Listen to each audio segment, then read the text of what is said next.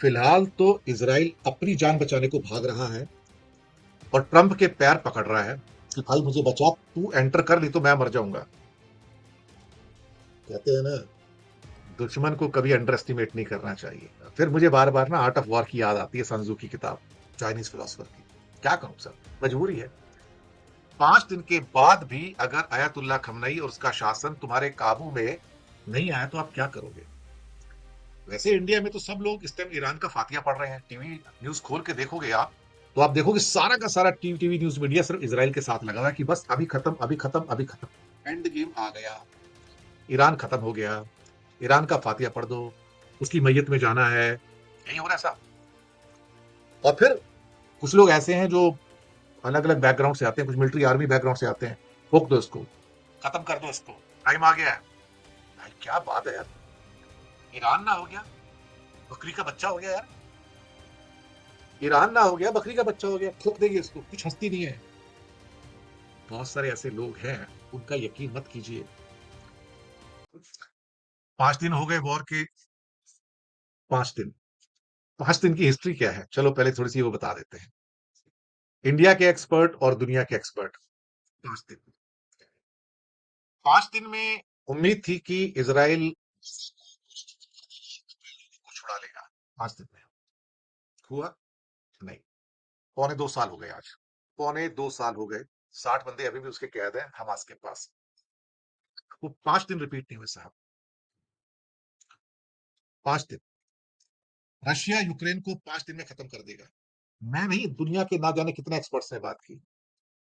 3.25 साल हो गए, 5 दिन, वो 5 दिन खत्म नहीं हुआ साहब। कि भाई मुझे बचा, तू एंटर कर ली तो मैं मर जाऊंगा। कहते हैं ना, दुश्मन को कभी अंडर एस्टिमेट नहीं करना चाहिए। फिर मुझे बार बार ना आर्ट ऑफ वॉर की याद आती है, संजू की किताब, चाइनीज फिलोसफर की। क्या करूं सर, मजबूरी है। 5 दिन के बाद भी अगर अयतुल्ला खमनई और उसका शासन तुम्हारे काबू में नहीं आया तो आप क्या करोगे। वैसे इंडिया में तो सब लोग इस टाइम ईरान का फातिया पढ़ रहे हैं। टीवी न्यूज खोल के देखोगे आप, तो आप देखोगे सारा का सारा टीवी न्यूज मीडिया सिर्फ इसराइल के साथ लगा हुआ है कि बस अभी खत्म, अभी खत्म, अभी खत्म, एंड गेम आ गया, ईरान खत्म हो गया, ईरान का फातिया पढ़ दो, उसकी मैयत में जाना है, यही हो रहा है साहब। और फिर कुछ लोग ऐसे हैं जो अलग अलग बैकग्राउंड से आते हैं, कुछ मिलिट्री आर्मी बैकग्राउंड से आते हैं, रोक दो इसको, खत्म कर दो इसको, टाइम आ गया है। भाई क्या बात है यार, ईरान ना हो गया, बकरी का बच्चा हो गया यार, ईरान ना हो गया, बकरी का बच्चा हो गया, ठोक देंगे इसको, कुछ हस्ती नहीं है। बहुत सारे ऐसे लोग हैं, उनका यकीन मत कीजिए। अब इसराइल कहता है कि 5 दिन, 5 दिन में ईरान खत्म कर दूंगा। 5 दिन हो गए, इसराइल को अच्छा खासा जवाब मिल रहा है। अंडर एस्टिमेट किया था ना, अंडर एस्टिमेट तो ये भी किया था कि ईरान के जो हमले होंगे 2 किलो, 4 किलो, 5 किलो, 10 किलो बारूद के साथ होंगे, मिसाइल के ऊपर, जैसे वो हमास और हिजबुल्ला करते थे। ये नहीं सोचा था कि 500 किलो का बारूद रखा होगा ऊपर। और फिर जो बर्बादी इस टाइम इसराइल देख रहा है, तो पहले कभी देखी नहीं ना उन्होंने। तो चिल्ला रहे हैं लोग, नेतन्याहू को कोस रहे हैं वो लोग कि तूने कहा हमको जहन्नुम दिखा दिया बैठे बैठे, तुझे जरूरत क्या पड़ी थी कि तू ईरान से सारा का सारा इतना लफड़ा मोल ले ले। क्या करोगे सर, कर भी क्या सकते हो। अब रही बात की, जहां पर बहुत सारी तस्वीरें सामने आ रही हैं, क्या तस्वीरें मेरे पास भी हैं, तो उसमें से ये तस्वीर देखो तो आग की लपटें चारों तरफ है। ये इसराइल के सीन है। माफ कीजिएगा, ये गजा का सीन नहीं है, ये इसराइल का सीन है। ये गजा का सीन नहीं है, ये इसराइल का सीन है। जी हाँ, गलत फोटोग्राफ नहीं दिखा रहा हूं मैं। अब तो कई बार लोगों को अंदेशा नहीं होता कि मैं गजा की फोटो देख रहा हूं या मैं, क्या कहते हैं कि इसराइल के अंदर शहरों की फोटो देख रहा हूं। दरअसल सरकार ने तो फैसला कर लिया हमारी कि हम तो इसराइल के साथ जाएंगे और कल G7 में जाके वाहवाही होगी सारी की सारी। और सुनने में आया है कि कल का G7 जो समिट है, बल्कि आज रात से स्टार्ट हो रहा है देखा जाए तो। वैसे तो वो इकोनॉमिक समिट होता है, लेकिन उस समिट को सिक्योरिटी समिट में बदल दिया गया है। G7 को सिक्योरिटी समिट में। और G7 के तो सारे देश इस टाइम, क्या कहते हैं कि, ईरान के विरुद्ध है, इसराइल के साथ है। यूरोपियन यूनियन है, वो भी इसराइल के साथ में है। अरब के देश, जी हाँ, ऊपर से गिनना शुरू कर दो। Egypt, Sudan, Libya, Lebanon, Jordan, Syria, Bahrain, Saudi, Kuwait, Iraq, UAE, साथ में कतर, ओमान। ये कौन है? ये किसके साथी हैं? इजराइल के साथी। अब मैं क्या कहूं साहब, ये दिक्कत है। किसी को ईरान नहीं चाहिए। ये सारे के सारे अरब देश, ये सारे के सारे मुस्लिम देश ईरान का फातिया पढ़ रहे हैं कि ईरान को खत्म कर दो यार। ईरान के पास बहुत तेल है, इसका तेल आ गया कहीं तो हमारा धंधा चौपट हो जाएगा। अच्छा, कमाल की बात है, दुनिया को पाठ पढ़ाने वाले ये सारे के सारे वेस्टर्न कंट्रीज, अमेरिका के मुल्क वाले कंट्री, ये सारे के सारे जो दूसरों के देशों के एक वेपन बनाने के ऊपर इतनी चिल्ली पौ कर रहे हैं।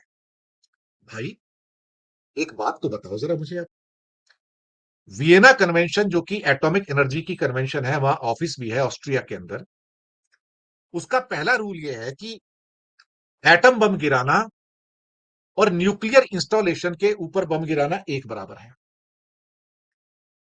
इसका मतलब यह है कि इसराइल एटम बम गिराए, न्यूक्लियर इंस्टॉलेशन पे अटैक करे, मंजूर है, प्रूव्ड, आप कर सकते हो। 100 कत्ल माफ है इस आदमी को, 100 कत्ल, 100 100 कत्ल माफ है इसको। एक्चुअली इसराइल तो इस टाइम ऑलमोस्ट आतंकवाद की भूमिका में आ गया है। Is behaving like a non state actor. Nuclear installation पे अटैक करता है, न्यूक्लियर बटन दबा दिया, और कोई वेस्टर्न नेशन नहीं बोल रहा है, सारे के सारे चुप है, सारे के सारे चुप है। एक गहन चुप्पी। नहीं नहीं नहीं नहीं, इसराइल तो कोई गुनाह कर ही नहीं सकता, वो तो खुदा का स्पेशल बेटा है भाई। क्या बात है साहब, क्या बात है। यानी कि इसराइल के गुनाह नजर नहीं आते, इसराइल के पास 50-70 बम है वो नजर नहीं आते, इसराइल दूसरों को मारता है, गुनाहों को अपना मासूमों को मारते हैं वो उनको नजर नहीं आते। मासूम 1 लाख पैलेस्टीनियन को मार दिया, बच्चों को, महिलाओं को, वो उसको नजर नहीं आते, और सारे अंधे हो जाते हैं, पूरा का पूरा वेस्टर्न वर्ल्ड ब्लाइंड। तो इसराइल को 100 खून माफ है। जरा सा कभी फ्रांस कुछ बोल देता है तो इसराइल के, ये तो मेरे नेतन्याहू उसके ऊपर भड़क के पड़ते हैं, "Who are you, the bloody-" ये लैंग्वेज यूज करता है मैक्रो उसके लिए।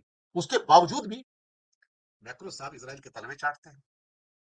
भाई क्या चक्कर क्या है, चक्कर क्या है अल्टीमेटली।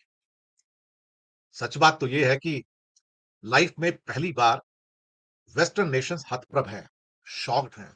यार इसराइल कैसे पिट सकता है, इसराइल के मकान कैसे टूट सकते हैं, इसराइल में तबाही कैसे हो सकती है, इसराइल के आदमी कैसे मर सकते हैं, उसके आदमी हॉस्पिटल में कैसे जा सकते हैं। अमेरिका की एम्बेसी के ऊपर इसराइल ईरान हमला कैसे कर सकता है, उसकी एम्बेसी को आधी को डिस्ट्रॉय कैसे कर सकता है। अजीब सी कहानी है ना, कहानियों का वक्त है ना। और साहब अभी हाइपरसोनिक मिसाइल से उसके हमले नहीं हुए हैं।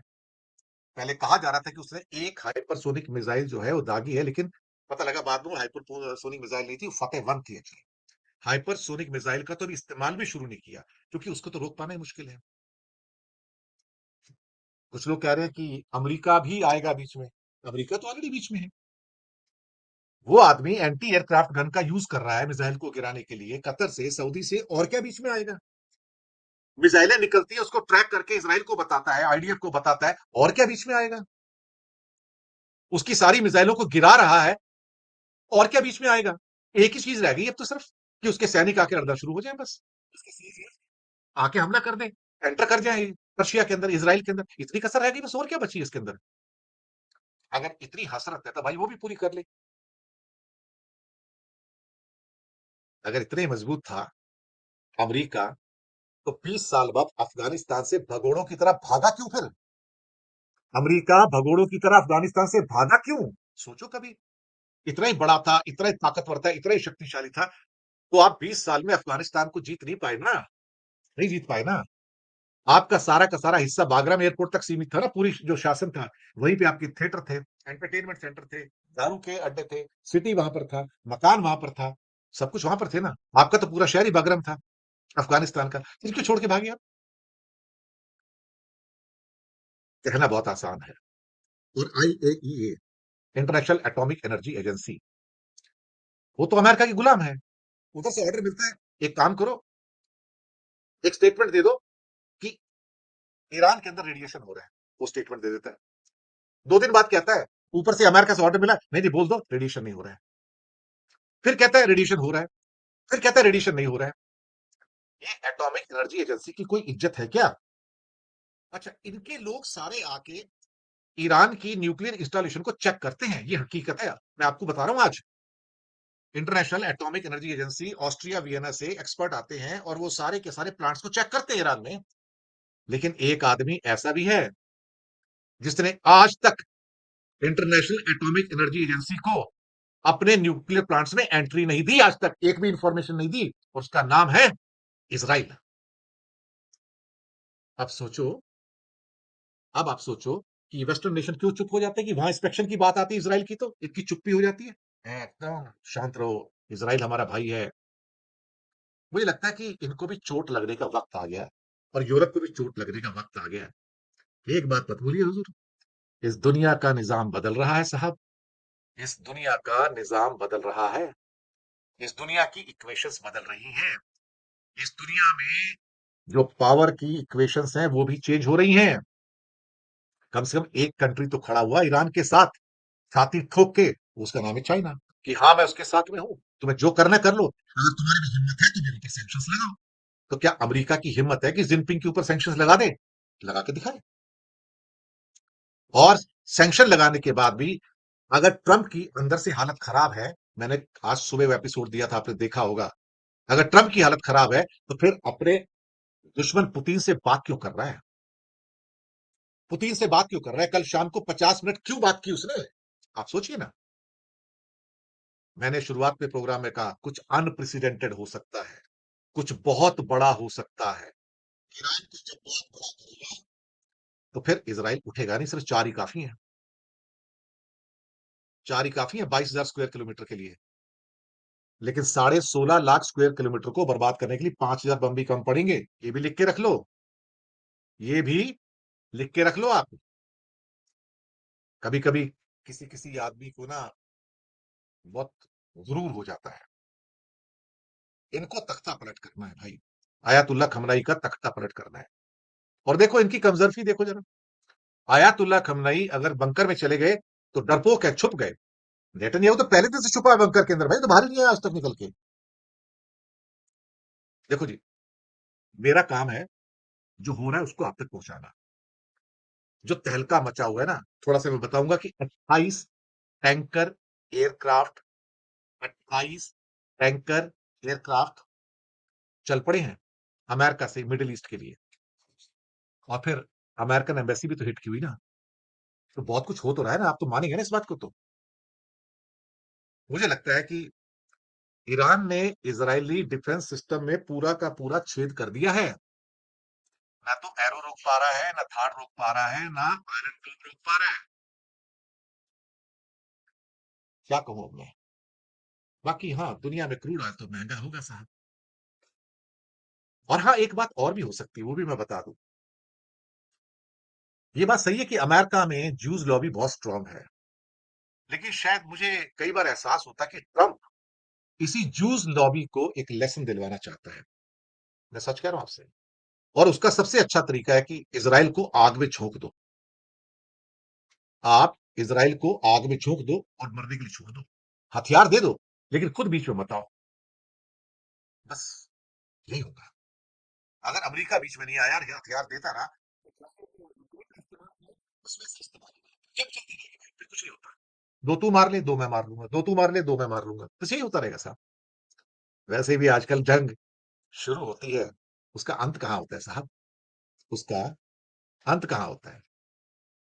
जंग तो बस एक ट्रिगर पॉइंट है, और आपने अगर शुरुआत कर दी तो फिर ऊपर वाला ही जाने भाई उसका अंत कब होगा। लेकिन हम तो सीना ठोक कर कहते हैं कि हम ईरान के साथ खड़े हैं, हम इसराइल के साथ नहीं खड़े हैं। मैं सच बात कह रहा हूं। कोई जीते कोई हारे, वो अलग बात है, कोई जीते कोई हारे। और मैं एक और भी बात कई दिनों से कह रहा हूं, ईरान को बदलना होगा, ईरान को भी बदलना होगा। सऊदी भी बदल रहा है, यूएई भी बदल रहा है, लिबरलाइजेशन आ रहा है। आप कंजर्वेटिव होके अफगानिस्तान के तालिबानियों की तरह शासन नहीं कर सकते ईरान में। फिर आपके लोग ही उतार देंगे, मैं बताऊं। तो आपको चेंज करना पड़ेगा, और अगर आप चेंज नहीं करोगे, मुश्किल है साहब। ईरान को तो हम सपोर्ट करते हैं, क्योंकि हिंदुस्तान का हजारों सालों से ईरान दोस्त रहा है। और आज भी मोदी की और जयशंकर की हिम्मत नहीं है जो कह दे कि ईरान हमारा दोस्त नहीं है। आज भी मोदी की और जयशंकर की और भारत सरकार की हिम्मत नहीं है जो कह दे कि ईरान हमारा दोस्त नहीं है। भाई साहब, तो परसों फिर जयशंकर ने बात क्यों की अब्बास आरागची से? सोचिए। ईरान को छोड़ा ना, तो भाई साहब लाले पड़ जाएंगे इंडिया के। इसराइल को छोड़ा तो कुछ नहीं होगा, कोई नुकसान नहीं होगा, लेकिन ईरान को छोड़ा तो भाई साहब नुकसान पे नुकसान पे नुकसान पे नुकसान ही होता चला जाएगा। अफगानिस्तान भी जाएगा हाथ से, थोड़ा बहुत जो आ रहा है, और सेंट्रल एशिया भी जाएगा और रशिया भी जाएगा। यही सच है। बाकी आपकी मर्जी है साहब। जिनको इसराइल की सपोर्ट करनी है करते रहो, क्या फर्क पड़ता है। लेकिन इसराइल की वजह से तो हमें शर्मिंदगी ही उठानी पड़ेगी और हमारा नुकसान ही होगा। लेकिन ईरान की वजह से हमारा कभी कोई नुकसान हुआ नहीं है। ये एक हकीकत है। शुक्रिया आपका बहुत बहुत। आते हैं आपके पास 9:30 पे। अभी बस 6-7 मिनट के बाद वर्ल्ड न्यूज के अंदर कुछ और खबरें लेके आएंगे, उसको आप तक पहुंचाएंगे, क्योंकि सारे दिन का थोड़ा सा एक मसला रहता है, तो आप तक खबरें पहुंचानी भी जरूरी रहती है। तो चैनल को सब्सक्राइब कीजिएगा, बस इतनी आपसे इल्तिजा है। बहुत बहुत शुक्रिया आप सबका। तो तब तक के लिए गुड नाइट।